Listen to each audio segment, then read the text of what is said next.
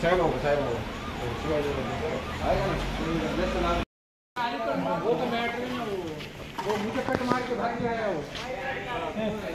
रहे अपना गाडी इकडे गेला आपल्या रिलायन्स पेट्रोल पंपापासून बायपास नाही का बायपास। खास बीड शहरातील नागरिकांसाठी उत्तम ऑफर। उत्तम किराणा अँड जनरल स्टोअर येथे सर्व प्रकारचा किराणा, कटलरी, तेल, पान मटेरियल आणि पेंडीचे ठोक व किरकोळ विक्री केली जाते। महिनाभराच्या किराणावर उत्तम ऑफर। एक वेळ अवश्य भेट द्या। संपर्क जुना मोंढा रोड, बालाजी मंदिर जवळ, बीड।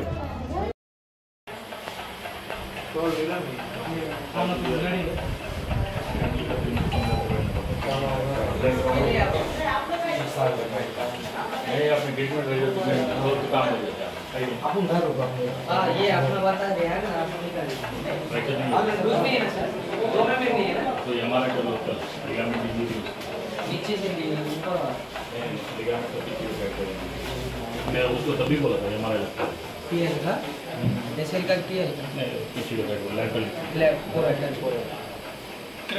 कल कर दे हमारा कौन सी टैलस की लिगामेंट है ना फुट के साइड इसमें क्रैक है, इसमें कुछ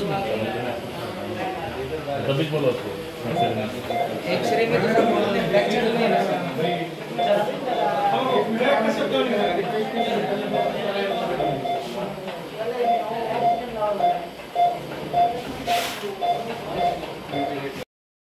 बीड ऑनलाईन ज्ञानभूमीमध्ये आपलं सर्वांचं स्वागत। मी ज्ञानोबा वाईब्स।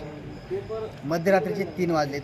3 वाजता मध्यरात्री जिल्हा रुग्णालयात होत असलेले उपचार पाहता जबरदस्त अपघातामध्ये 3 तरुण गंभीर जखमी झाले। त्यांना जिल्हा रुग्णालयामध्ये काही सामाजिक दायित्व म्हणून या ठिकाणी त्यांनी ॲडमिट केलं।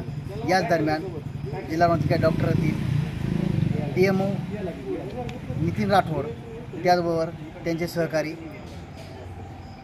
ब्रदर म्हणून केदार आहे, त्यांनी इमिजिएटली जस्ट उपचार दरम्यान यंत्रणा कामाला लावली।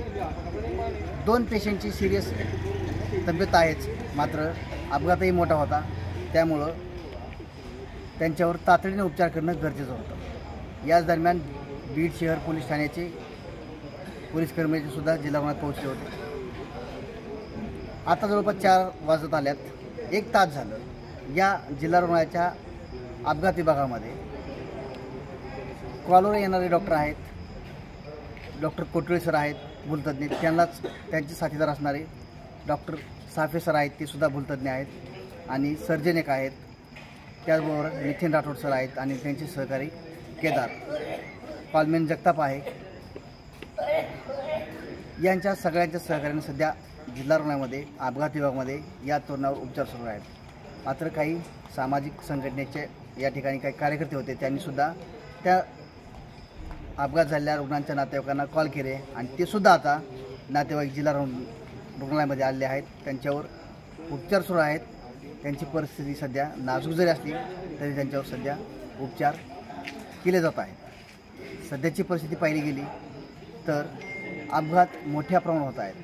तरुण जे मुलं आहेत रात्री अपरात्री फिरताना रस्त्यावर पाहायला मिळत आहेत।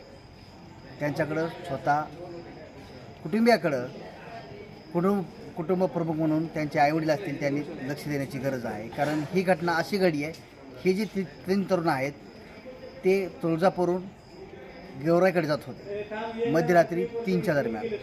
मग हे तरुण 3 जण आहेत, हे मद्य प्राशन केलेल्या परिस्थितीमध्ये सध्याला पाहायला मिळत आहेत। मात्र ह्यांचा अपघात झाला त्यावेळेस त्यांना कोणीही उचलायला तयार नव्हतं। मग हे तरुणाकडे विशेष लक्ष देण्याची गरज आहे ती त्यांच्या आईवडिलांनी। जी काही गाडी अपघात झाला ती गाडी त्या घटनास्थळावर निघून गेली आहे, सध्या त्यात तपास पोलीस करत आहेत। मात्र एकच सांगायचा मुद्दा म्हटलं तर प्रत्येक आईवडिलांनं आपलं मुलगा कुठं आहे आणि तो काय करतो याकडं गांभीर्यानं लक्ष दिलं तर असे अपघात नक्की टळल्याशिवाय राहणार नाही। मध्यरात्रीचे 3 वाजलेत, नेमकी काय घटना घडली काय सांगाल? आम्ही बायपासून येत असताना आम्हाला रिलायन्स पेट्रोल पंपाजवळ एक गाडी पडलेली दिसली, तिथं 3 जण पडलेले दिसले। 10-15 मिनटं झालं कोणी बघतो गाडीला हात करतो, पण कोणी त्यांना घेत नव्हतं. त्याच्यानंतर मी माझ्या पर्सनल गाडीली त्यांना सिव्हिल हॉस्पिटलला आणून ॲडमिट केलं. त्याच्यातली दोघांची परिस्थिती नाजूक आहे असं समजतं आणि एकाच्या पायाला थोडं फ्रॅक्चर.